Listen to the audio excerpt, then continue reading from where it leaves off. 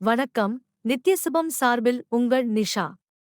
இங்கு குறிப்பிடும் கணிப்புகள் அனைத்தும் பொதுவான ராசி மற்றும் லக்கணத்தை வைத்தே கணக்கிட்டுள்ளோம். உங்களது தனிப்பட்ட கணிப்பை எங்களது வலைத்தளத்தில் பெற்றுக்கொள்ளலாம். மேலும் எங்கள் வலைத்தளத்தில் ஜாத புத்தகம் பரிகாரங்களுடன் திருமண பொருத்தம், பெயர் பொருத்தம், ஜாதக கல் பொருத்தம் மற்றும் ஆஸ்ட்ரோ பொருட்கள் விற்பனைக்கு என பல வசதிகள் உள்ளது.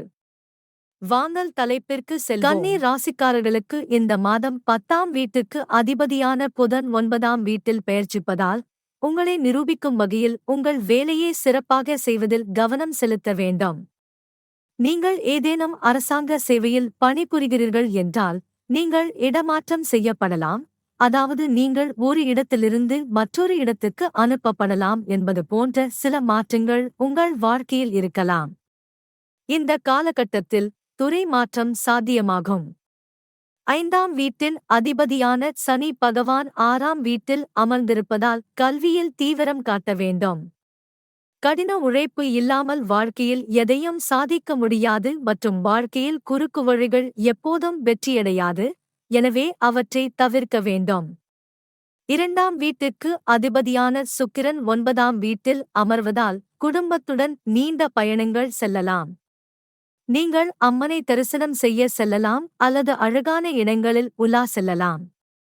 குடும்பத்துடன் விடுமுறையை செலவிடுவது உங்களுக்கு நிறைய தளர்வை தரும், அதற்காக நீங்கள் ஏற்கனவே திட்டமிட்டிருக்க வேண்டும். உங்கள் அன்புக்குரியவர் உங்கள் இதயத்துடன் இணைந்திருப்பார், உங்கள் மகிழ்ச்சியையும் துக்கத்தையும் உணர்வார், இது உண்மையான அன்பின் அடையாளம். இப்போது அவர்களுக்காக எல்லாவற்றையும் செய்ய நீங்கள் தயாராக இருப்பீர்கள். இருவரும் ஒருவரையொருவர் ஆழமாக மதித்து ஒருவருக்கொருவர் நேரத்தின் முக்கியத்துவத்தை புரிந்து கொள்வார்கள். உங்கள் குடும்ப உறுப்பினர்களுக்கு உங்கள் அன்புக்குரியவரை நீங்கள் அறிமுகப்படுத்தலாம்.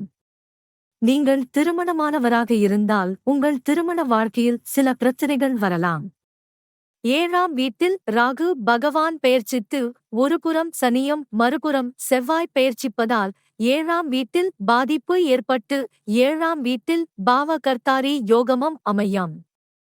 இந்த நேரம் தாம்பத்திய வாழ்க்கைக்கு தொந்தரவாக இருக்கும்.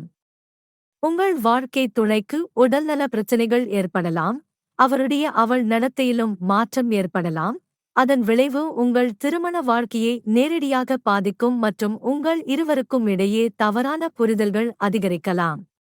ஒருவருக்கொருவர் கவனக்குறைவு அதிகரித்து உறவில் பதற்றம் அதிகரிக்கும். சனி பகவான் 6ஆவது வீட்டில் இருக்கிறார், அவர் உங்கள் 12ஆவது வீட்டை முழு பார்வையுடன் பார்க்கிறார். இது உங்கள் செலவுகளை அதிகரிக்கும். நீங்கள் வங்கியில் கடன் வாங்கலாம், இதனால் கடன் சுமை அதிகரிக்கும். சனி பகவான் 6ஆவது வீட்டில் இருக்கும்போது சில தீவிர நோய்களின் வளர்ச்சியைக் குறிக்கிறது.